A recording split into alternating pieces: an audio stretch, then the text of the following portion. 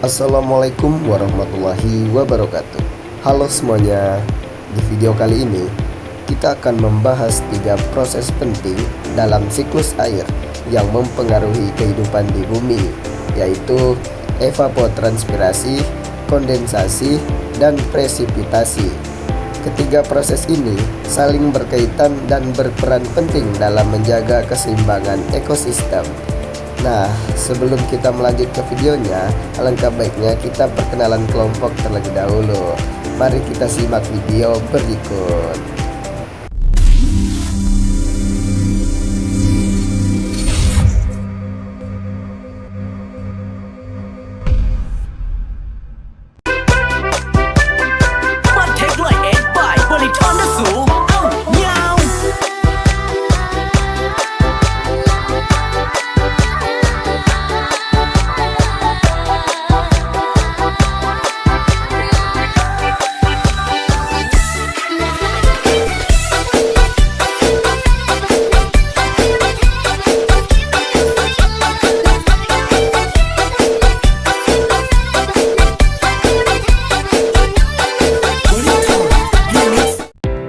Evapotranspirasi. Nah, teman-teman udah tahu belum apa tuh evapotranspirasi? Bagaimana prosesnya? Nah, jadi sebelum kita melanjutnya lagi, teman-teman bisa menyaksikan ilustrasi berikut ya.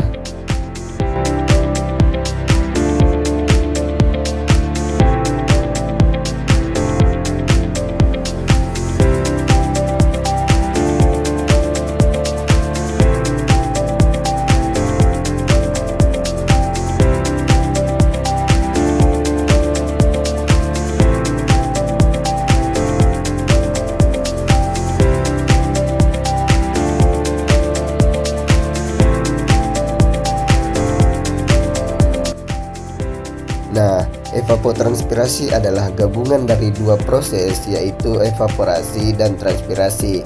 Evaporasi adalah proses penguapan air dari permukaan tanah, danau, sungai, atau permukaan lain ke atmosfer. Sedangkan transpirasi adalah proses penguapan air melalui stomata atau pori-pori kecil di daun tumbuhan. Jadi evapotranspirasi merupakan total air yang berubah menjadi uap baik dari tanah maupun tumbuhan dan dilepaskan ke atmosfer. Adapun faktor yang mempengaruhi tingkat evapotranspirasi, yang pertama itu suhu. Semakin tinggi suhu, semakin cepat air menguap. Kedua, intensitas cahaya matahari. Sinar matahari adalah energi utama untuk proses penguapan. Jadi, semakin tinggi intensitas cahaya matahari, maka semakin tinggi pula suhunya. Ketiga, angin. Angin membantu membawa uap air menjauh sehingga mempercepat penguapan.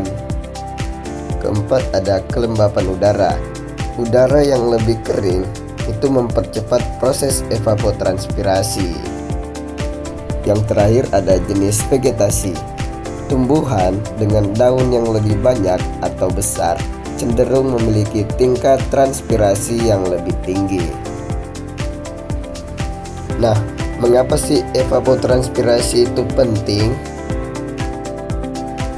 Karena evapotranspirasi sebagai proses penguapan, yang dimana proses ini merupakan bagian utama dari siklus air.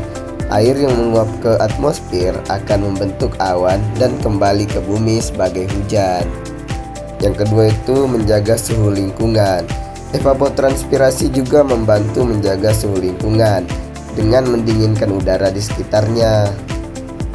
Nah, evapotranspirasi juga itu sebagai pertumbuhan tanaman, yang dimana proses ini penting untuk mendukung pertumbuhan tanaman karena melibatkan pergerakan air di dalam tumbuhan.